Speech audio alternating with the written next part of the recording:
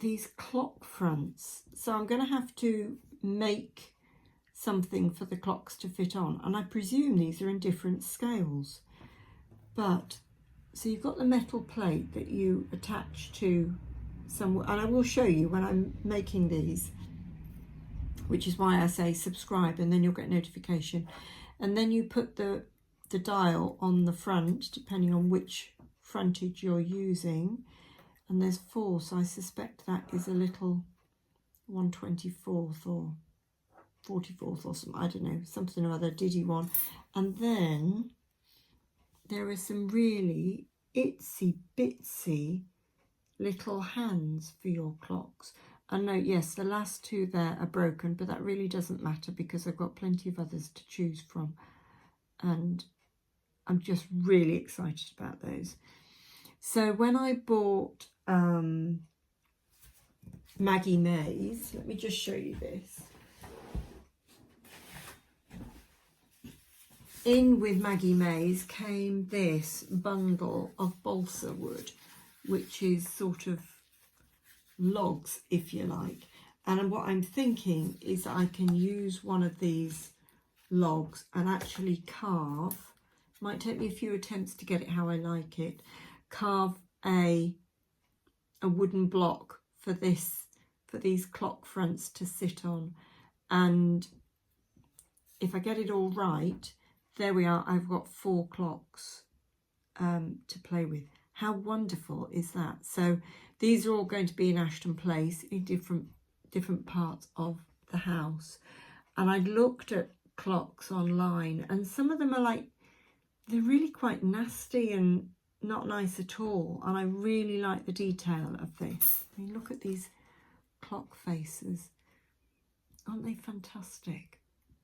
Yes, it'll be a fiddle doing it, but you know, I don't mind a bit of a fiddle if you get the results that you want.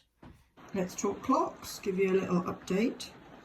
I made some blocks of wood. This is actually from the balsa wood stock that I've got. So I've done a couple of square and give them, I think they've had 2 coats of stain. So this is Georgian wood, this dark wood. These others are all light oak with Georgian wood base. Georgian wood base, that's Georgian wood. They need another coat yet to finish them off. This one has got light oak, and then it's on the bottom base is Georgian oak. And I just want to point out a couple of things to you with the detail of this. So you see that little dot there? That is the detail for the winding hole where you'd put the key. Obviously that hole there is where you'd have the connection coming through for the hands. But they've all got these wonderful little detail around the edges. Again, I'm not on any commission, just shouting out. Lovely, lovely, lovely products. And then the dials, if you're not up to speed with your Roman numerals, you might want to Google this, but let's see if I can get that in focus. You see the centre one, it's got a little hand already fixed, and that says strike or silent. So you'd be able to change the clock to strike or silent. And I remember when I used to go and stay with Granny and Grandad's when I was a little girl, they always put the grandfather clock on silent overnight because we weren't used to living with it. So you'd hear it chiming regularly, more than every hour. It would do quarter hours and half hours, which of course when you're trying to sleep is not good. So I say, get au fait with your Roman numerals so you know which way up to put these dials. So these are more simple, the plain square ones. These 2 with the knobbly bit on the top are a bit more detailed. Absolutely gorgeous. And I've yet to work out, where are they, which hands to put on which clock. And I'm going to use all of these clocks. So I'm going to give them another coat of wood stain, wood dye as it's called, and then I will give them a coat of Liquitex. Sneak peek at the gloves there, show you those in a minute. And then I need to stick on the hands. What I did do last evening, I tried to stick these discs on to there, with my normal glue. It's not going to work. So I'm going to try super glue today. I think that should fit, that should work all right. And I'm probably going to have to use clamps to hold them into place while they're drying. Although obviously with super glue it'll dry really quickly.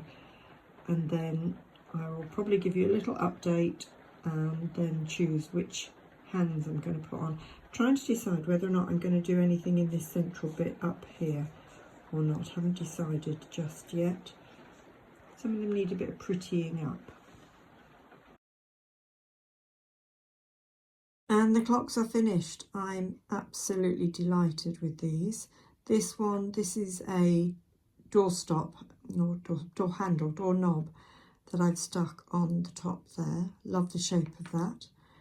I was going to put up some sort of columns up the side and all that, but it just started to get too complicated. But I like the knob on the top. This is sort of like the second grandest. I need to decide which goes into which room. And then I've got two quite modest square ones. I'm absolutely loving these. These have been such a joy to make and a complete delight. And I just think the detail, the level of detail. There is one thing that I would probably say, if I was doing it again, is to maybe assemble all of your clock on the flat first. I mean, the hands I just stuck on one after the other. So I put the little hand on first and then the big hand, because that normally goes on the top anyway. And I've gone for the clock sellers 10 to 2. This is the sort of the standard time you'd always have if you went to a clock shop.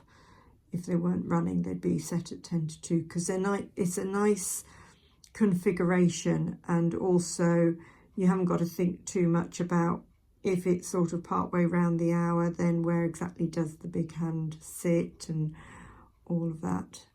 So love that. Yeah, so I think I would assemble all the components of the clock face first. You then have to be very careful you don't snag the hands. And then I would stick them on the wooden blocks. But really pleased with those, absolutely delighted. I've put these little clocks in various places around Ashton Place and Bramble Cottage, but they may well move around. But see if you can spot them in future videos and you'll know all the secrets of how I made them.